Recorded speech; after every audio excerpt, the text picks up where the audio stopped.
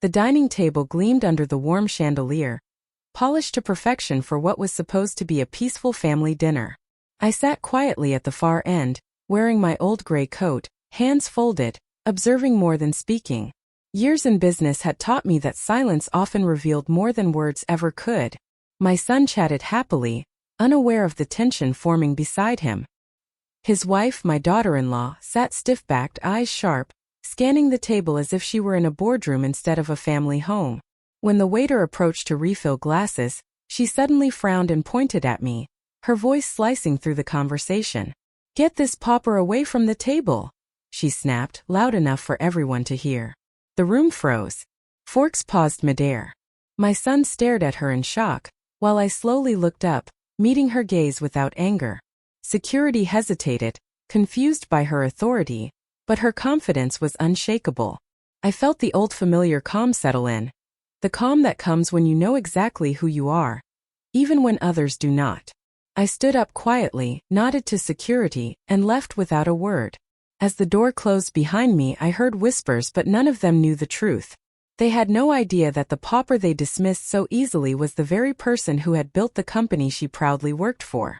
That night, I decided silence would no longer be enough.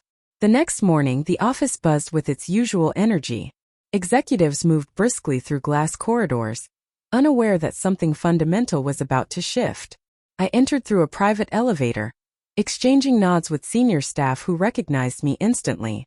My daughter-in-law arrived later, confident as ever, heels clicking with authority. She greeted colleagues with a practiced smile, unaware that eyes lingered on her longer than usual. In the executive conference room, the leadership team gathered. When I took my seat at the head of the table, a hush fell over the room.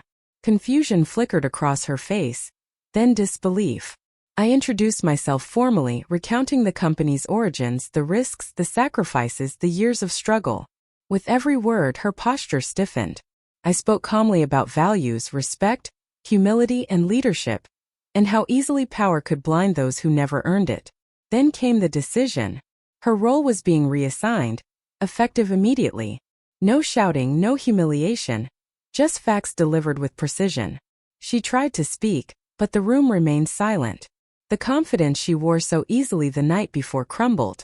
As she left the room, the weight of reality followed her. That day, whispers spread through the company, not of revenge but of consequence. The kitchen was loud, chaotic, and unforgiving.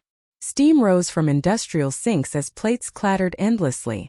My daughter-in-law stood there in a borrowed apron, hands trembling as she scrubbed dishes.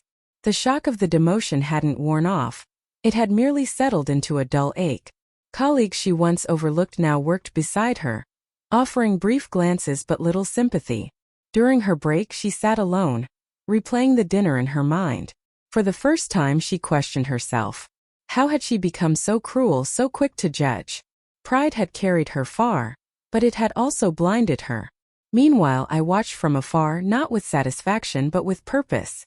This was never about punishment alone, it was about learning. I remembered my own early days, scrubbing floors and carrying boxes, building everything from nothing. Growth, I knew, often began at the lowest point. Weeks passed and routine replaced resentment. The kitchen staff noticed a change in her. She listened more, spoke less, and worked harder. One evening, an elderly janitor dropped a tray, and without hesitation, she knelt to help him clean up. The act was small but genuine. Word of her transformation began to circulate. My son noticed it too, the humility, the exhaustion, the quiet reflection. One night, she apologized to him, tears breaking through her controlled exterior. She admitted she had measured people by appearance and title, never realizing how empty that made her. The apology didn't erase the past, but it cracked open the door to change. From my office window, I watched the company run smoothly, reminded that leadership wasn't about dominance but example. I called her into my office unexpectedly. She entered cautiously, eyes lowered. I asked her to sit and speak honestly about what she had learned. Her voice shook at first, then steadied as she spoke of respect, empathy, and the weight of her own arrogance. She didn't excuse herself. She owned her mistakes fully. That mattered more to me than any apology. I told her about my past, about being dismissed and underestimated, about the quiet power of perseverance. The conversation wasn't comfortable, but it was real. When she left, she didn't know what would come next. And that uncertainty was part of the lesson. Change doesn't announce itself loudly. It reveals itself over time. I gave her a probationary role, modest and demanding. She accepted without complaint. Day by day she rebuilt trust, not through words but through action. Employees noticed her patience, her willingness to help, her refusal to take shortcuts. The woman who once demanded security now carried boxes and stayed late. Slowly respect returned, not because of her position but because of her character. At another family dinner months later, the atmosphere was different. She served others before herself, listening more than speaking. When a guest made an unkind remark about a server, she was the first to correct them, calmly but firmly. I watched her then and saw not the shrew from before, but someone reshaped by humility. My son smiled, relief evident in his eyes. The past still existed, but it no longer defined her. People often expect stories like this to end with triumph or disgrace.